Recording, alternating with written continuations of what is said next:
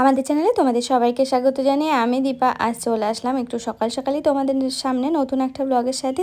আর এখন আমি ছুটছি ট্রেন ধরার উদ্দেশ্যে, কারণ আমি এখন যাব রানাঘাট। আমার আজকে আছে এক্সাম, তো তার জন্য অর্পণা আমাকে স্টেশনে দিয়ে গেল। দেখো স্টেশনে ও নামিয়ে দিয়ে ও কিন্তু চলে গেল। দেখো দেখতে দেখতে কিন্তু ট্রেনটাও চলে গেল।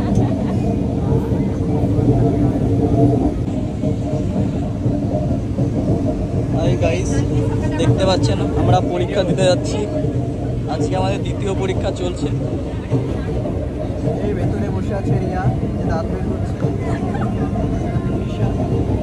সামনে ওই লোকটা বসে আছে, আমরা বুঝছি না। আর আমরা হলো ছবি তুলতে এসেছিলাম, ভাবলাম পরীক্ষা দিয়ে বাড়ি যাব। সাংস্কৃতিক অনুষ্ঠান দেখাতে এসেছে আমাদের সমাজ চালক। এটা উজ্জ্বল, যিনি নিজেও ব্লগার হয়ে গেছে আজকাল।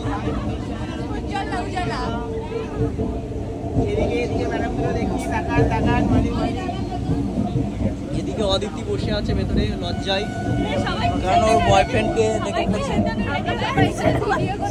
কারণ আজকে ওনার বয়ফ্রেন্ডকে আপলোড করেছে আমাদের সামনে। কোন স্টেশনে?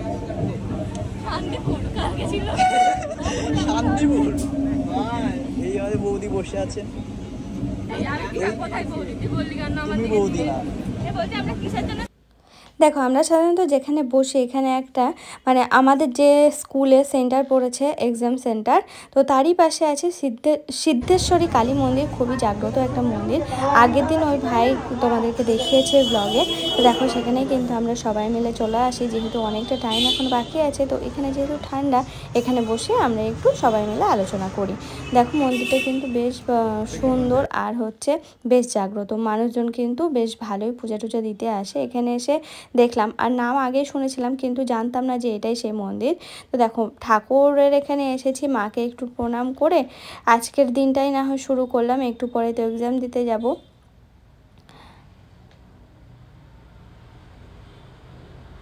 আর দেখো মায়ের মূর্তিটা কি সুন্দর, কি নিষ্পাপভাবে মনে হচ্ছে যেন তাকিয়ে আছে। কি ভালো লাগছিল যেন, আমি বেশ কিছুক্ষণ ধরে তাকিয়েছিলাম মায়ের দিকে। তারপরে দেখো এখন আমরা যাচ্ছি এক্সাম দিতে। এক্সাম দিয়ে তারপরে আবার তোমাদের সঙ্গে দেখা হবে। ও সরি, এখানে ভাইরা সবাই এখানে দাঁড়িয়ে আছে। এক্সাম দেওয়ার আগে এখানে সবাই দাঁড়িয়ে আমরা ভিতরে ঢুকবো, সেই কারণে আর কি। তো দেখো এক্সাম এখনও কিন্তু আমরা সেন্টারে ঢুকিনি, কারণ এখনও রুমে ঢোকাচ্ছে না বলে আমরা সবাই কিন্তু এখানেই দাঁড়িয়ে রয়েছি। তারপরে কথা বলতে বলতে অনেকক্ষণ টাইম কাটলো, এক্সাম দিয়ে বেরিয়েও এলাম, ট্রেনটাও ধরলাম। বৃষ্টি হয়েছে, ওদেরটা কিন্তু দারুণ হয়ে আছে। আর এই দেখো ট্রেন থেকে নেমে পড়েছে এখন মাঝদিয়া স্টেশন থেকে বাইরে বেরিয়ে পড়েছি আর হাঁটাও জুড়ে দিলাম। ট্রেন ছাড়েনি কালকের মতো, অর্পণা এখনো এসে পৌঁছায়নি, তো সেই জন্য আর কি একটু হাঁটা জুড়ে দিলাম। ওদেরকে কিন্তু এখনো ট্রেনটাই ছাড়েনি। ওই দেখো অর্পণ আসছে, আর দেখো এই জায়গাটা কি সুন্দর লাগছে। জানি না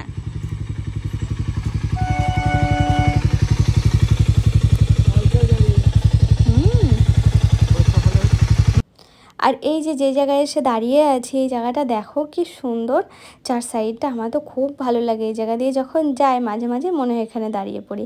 দেখো পাশ দিয়েই যাচ্ছে ট্রেন, ও কি অপূর্ব দৃশ্য।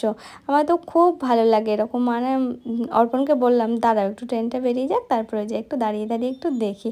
দেখো কি ভালো লাগছে না? আমার তো বেশ লাগে। তারপরে দেখো আমাদের বাড়ির পিছনে যে একটা রাস্তা আছে, সেই রাস্তা দিয়েই কিন্তু আমরা বাড়ির দিকে যাই আর কি। তো যেহেতু বৃষ্টি হয়েছে, আর এই পাড়াটা হচ্ছে মুসলিম পাড়া, তো হাঁস টাস সেটা অনেক কিছুই রয়েছে।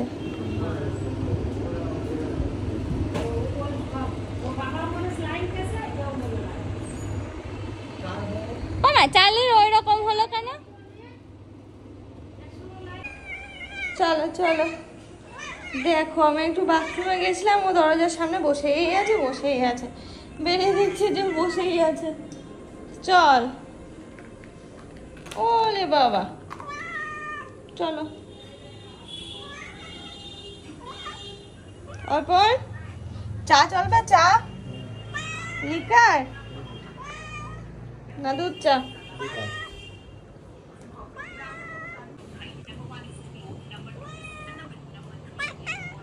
সন্ধ্যার চা হয়ে গেছে, চা রেডি।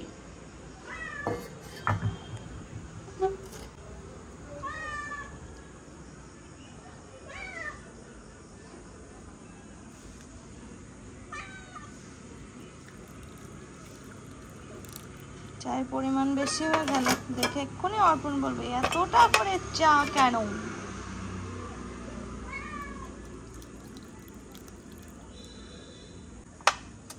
ও দেখবে কমটাই নেবে। চা নিয়ে আসতে হবে। হ্যাঁ শেষ। ভাত দিয়ে খাবে তো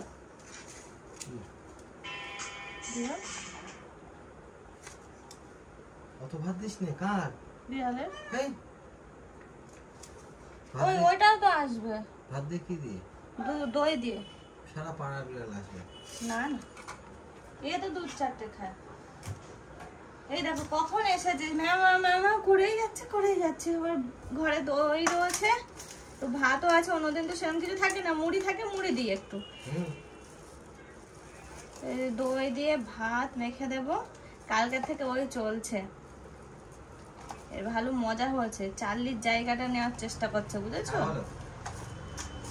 ওই দেখো খাওয়া শুরু করে দিল। হ্যাঁ আজ তুমি সকালবেলা চলে এসো 5:30টা নাগাদ যাও। ভাত কিন্তু খায় না একদম। দেখো ওদের চেহারা দেখো, 2-4টে ভাত খাবে, খেয়ে হয়ে গেল। তারপর আবার সে পিছন ম্যাম করে ঘুরে বেড়াবে।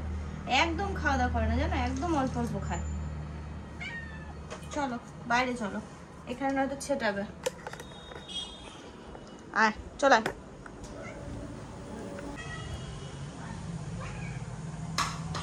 একদম খেয়ে নিবি, খেয়ে আর ব্যাপার করবি না।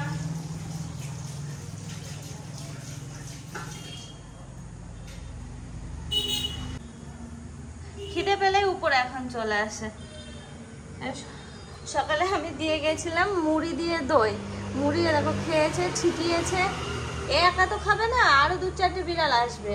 এর দিদি আসবে, এ আসবে, এর মা চেষ্টা যদি করে তো আসলেও আসতে পারে, এর দিদা আসবে, এই করে। যাই হোক, তোমাদের সাথে আজকে আমার অনেক কথা বলার আছে। কথাগুলো বলার খুবই দরকার। এই কটা দিন ধরে তোমাদের সঙ্গে শেয়ার করছি যে আমাদের চার্লির শরীর খারাপ, ডক্টর এই বলেছেন, ডক্টর ওই বলেছেন। দেখো কি হয়েছে বলো তো, আমাদের যে কাছে ভিডিও অফিস, ওখানে যে ডক্টররা বসেন, তো সেখানে দেখানো হচ্ছিল। তো যেটা প্রবলেম হচ্ছে, আজকে আমি যখন এক্সাম দিতে বেরোই, অর্পণ আমাকে স্টেশনে দিয়ে আসলো। দিয়ে আসার পর আমি তো ট্রেনে উঠে গেছি। তারপরে মা অর্পণকে নাকি সাথে সাথে ডাকছে যে শিগগিরই বাড়ি আয়। কি হয়েছে না, সর্বনাশ হয়ে গেছে। সর্বনাশটা কি হয়েছে জানো? বাড়ি এসে যেটা ডিটেলসে শুনলাম সেটা হচ্ছে চার্লি বমি করছে, রেগুলার বমি করছে। ওকে তো কিছু খাওয়ানোই যাচ্ছে না, জল খেলেও ও সকালবেলা বমি করে ফেলছে। তো সেই রকম ভাবে সকালে বমি করেছে সবকিছু। আজকে সকালবেলা আমি সমস্ত কিছু পরিষ্কার পরিচ্ছন্ন করে দিয়ে স্নান টান করে নিয়েছিলাম। আর যেটা সমস্যা হচ্ছে, মা ওরকম ভাবে অর্পণকে ডাকে, তার কারণ চার্লি পুরো রক্ত বমি করে, আর সেটা নাকি প্রায় 1 লিটারের উপরে। মা বলছে পুরো ভেসে গেছে। হঠাৎ করে দেখেছে, বলছে অন্যদিন তো তাও বেশ কিছুক্ষণ পরে দেখা হয়।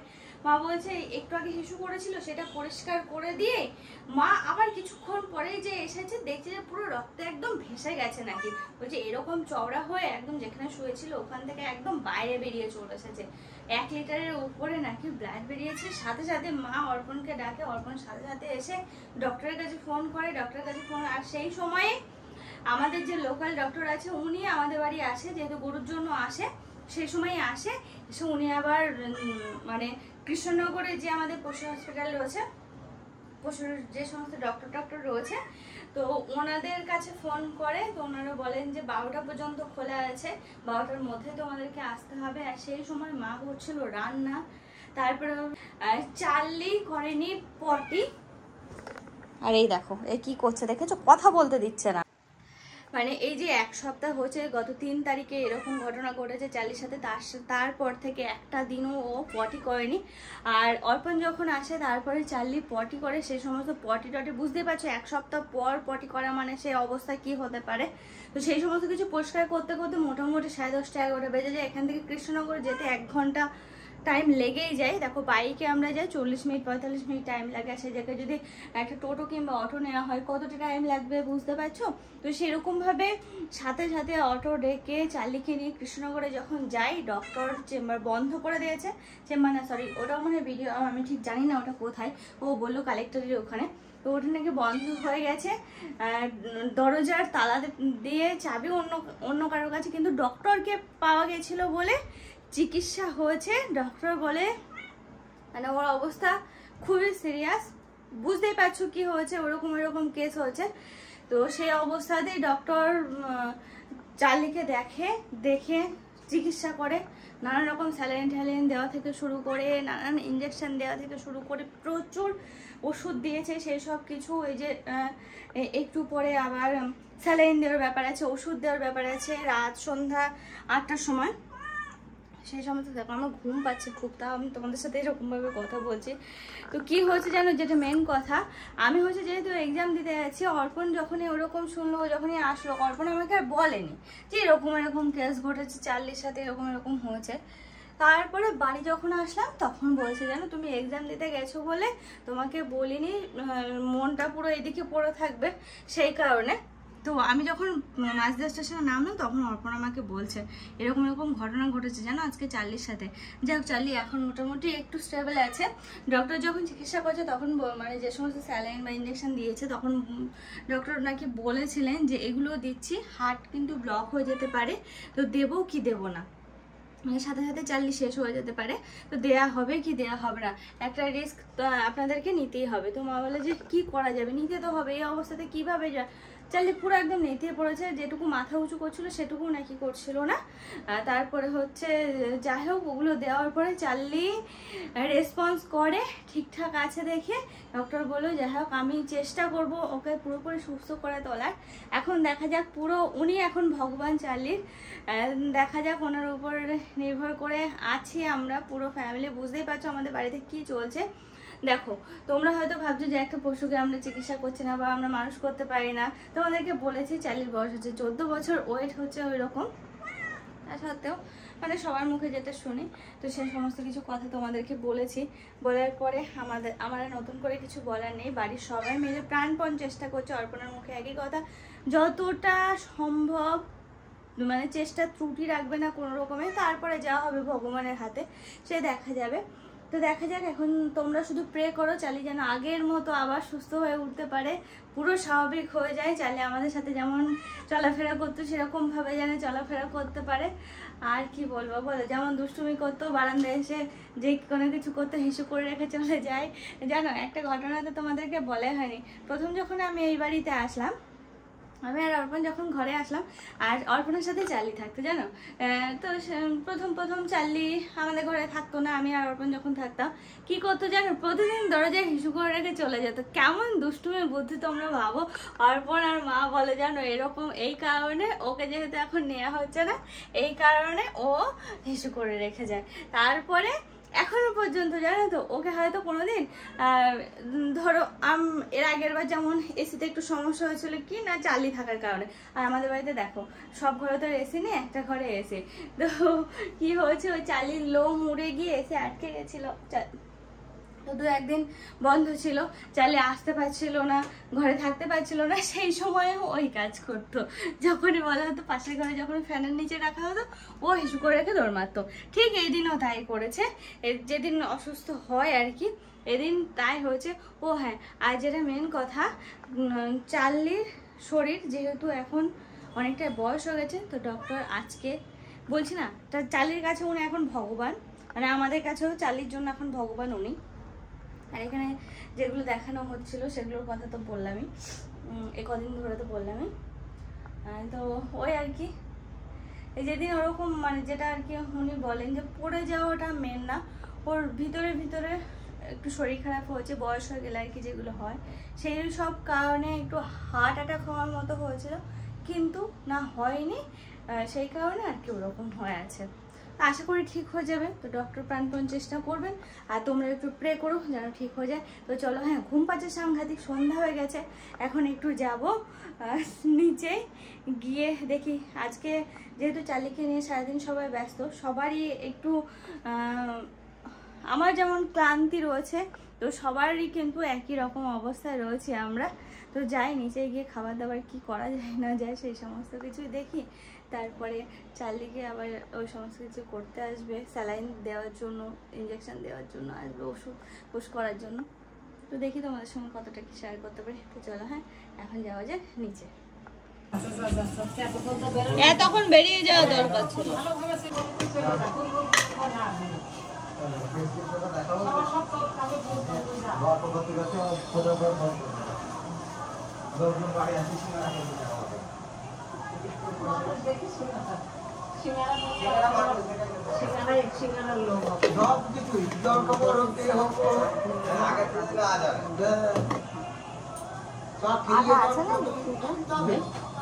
পয়সা দিতে হবে কিন্তু বস্তায়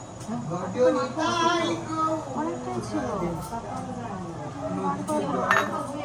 হয়ে যাবে হয়ে যাবে।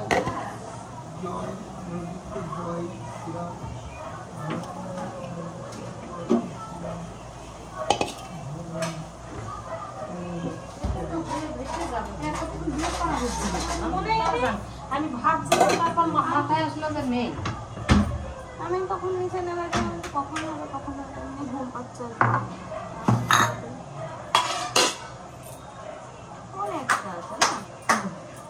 দেখো মায়েরা যেহেতু চালির ওখানে রয়েছে মা অর্পণ, তো আমি এইদিকে রাত্রে খাবার দাবারগুলো রেডি করার চেষ্টা করছি। কাকুর জন্য চা করে রাখলাম, ওদিকে হচ্ছে আমি একটা আটাটা মেখে নিয়ে একটু রুটি করে নেব বাবা মধুকার মায়ের জন্য, আর আমার আর অর্পণার জন্য যেহেতু ভাত হবে। তো এই আর কি, এই দেখেছো এখন চালিকে স্যালাইন দেওয়া হবে, ইঞ্জেকশন দেওয়া হবে, এই সমস্ত কিছুর জন্য আর কি রেডি করা হচ্ছে। আর জানো আমি যেহেতু ওইদিকে ব্যস্ত, মা রয়েছে এই সাইডে ব্যস্ত, আর আমাদের বাড়িতে অনেক তাল ঘষার দরকার ছিল, তো সেই জন্য মধুকাই বসে পড়েছে আপাতত তালটা ঘষতে। এই দেখো, আর এতদিন তো আমিই ঘষি, মোটামুটি বাড়িতে যে সমস্ত তালগুলো আসে আমি ঘষি। আর আমার যেহেতু এক্সাম চলছে আমি পারলাম না আজকে, এমনিতেই আমি খুব দুর্বল হয়ে রয়েছি, ঘুমও পাচ্ছে, এদিকে আবার রান্না বান্নারও ব্যবস্থা করতে হবে, খাওয়া দাওয়া তো করতে হবে। তো সেই সমস্ত কিছু, ওদিকে চা চাপানো, ভাত চাপানো, ওদিকে রুটি করা, বুঝতেই পারছো কতটা ব্যস্ততার মধ্যে দিয়ে কাটছে। তো কি করা যাবে বলো, সেই জন্য আজকের দিনটা মধুকারী একটু খাটাখাটনি বেশি হয়ে যাবে। কাকুর হাতে ধরিয়ে দিয়েছি তালটা, আর কাকু না এই সমস্ত জিনিস খুব ভালো পারে জানো তো, লুচি বেলতে, রুটি করতে, মানে রুটি টুটি এই সমস্ত কিছু আর কি। বিয়ের পর যখন প্রথম আসলাম আমাদের বাড়িতে, যখন জন্মাষ্টমী কাকু না লুচির আটা ময়দা মেখে দিত জানো, দেখতাম, মানে দেয় আর কি, দেখি বেশ ভালো লাগে এই সমস্ত কিছু। দেখো এখন আমি রুটিগুলো বেলে নিচ্ছি, বেলে নিয়ে এক এক করে সেঁকে নেবো, শাঁকাও শুরু করে দিলাম। যাক আজকে তো খুব বেশি রুটি না, তাও মোটামুটি 3-4 জনের জন্য আর কি, যে কটা করতে লাগে সে কটাই আর কি। ওইদিকে কাকুরও সময়টা কেটে আছে ওইরকমভাবে, আমারও ওই ব্যস্ততার মধ্যে কাটছে। ওদিকে অর্পণার মা তো ওইদিকে ব্যস্ত হয়ে রয়েছে। দেখো কি মানে সবাইকে কাউকে না কাউকে তো কিছু তো করতেই হবে, তো সেই জন্য এক একজন এক একটা কাজ ধরে নিয়েছি আজকে। তা আমি আর মধুকা মাঝে মাঝে গল্প করছিলাম এটা সেটা, কাকু আর আমি যেহেতু সোজাসুজি রয়েছে, আর ওদিকে তো অর্পণরা ওইদিকে ব্যস্ত রয়েছে, কারণ চালির অনেকগুলো ইঞ্জেকশন যাবে, স্যালাইন যাবে, তারপরে আরও অনেক কিছু, কি সব আমি ঠিক বলতেও পারবো না এই সব কিছু। আজকে কারণ অনেকটা রাত হয়ে গেছে, আজকে নিচের থেকে উপরে আস্তে আস্তে সবাই যেহেতু ব্যস্ততার মধ্যে দিয়ে আজকে কাটাচ্ছি, তো নিচের থেকে উপরে আসতে অনেকটা টাইম লেগে গেল। দেখো আজকে আমাদের বললাম যে প্রথমে যে আমার শরীরটা ভালো না, অর্পণার শরীরটা সেরকম ভালো না, তো আজকে রাত্রের জন্য ভাত করা হয়েছে। আমি তো সেরকম ভাত খাচ্ছি না, তো অর্পণের জন্য ভাত, আলু সিদ্ধ আর ডাল সিদ্ধ করা হলো। আর ওদিকে হচ্ছে রুটি করা হচ্ছে, কাকু মানে 2 কাকু, মধুকা প্লাস আমাদের কাকু, আর বাবার জন্য ওই করা হয়েছে। মা অল্প কটা ভাত খেলো। আর আমাদের এই যে সবাই মাত্র আসলাম। তো তোমাদের দিনকাল কেমন কাটছে অবশ্যই জানিও। আজকে সবাইকে শুভরাত্রি জানাচ্ছি। আর আমার সাথে সাথে দেখেছো ওই দেখো দিল্লি, কি রে কি চাই বল, কি চাই? ও সে খাবার দিয়ে গেছিলাম না, সে খাবার কিন্তু রয়েছে, ও কিন্তু একটু একটু একটু একটু করে খায়, অল্প একটু করে খায় জানো। দেখো চেহারাটা ওই কারণে এরকম, কিছুতেই ঠিক হয় না। তো মাকে বলছে যে এদিন যখন ডক্টর কাছে যাবো এদেরকে নিয়ে গেলেও হয়, তো আর কি। তো চলো হ্যাঁ, শুভরাত্রি, সবাই ভালো থেকো, সুস্থ থেকো, সাবধানে থাকো। তোমাদের সামনে আবারও ফিরে আসছি নেক্সট ব্লগের সাথে থেকো, পাশে থেকো।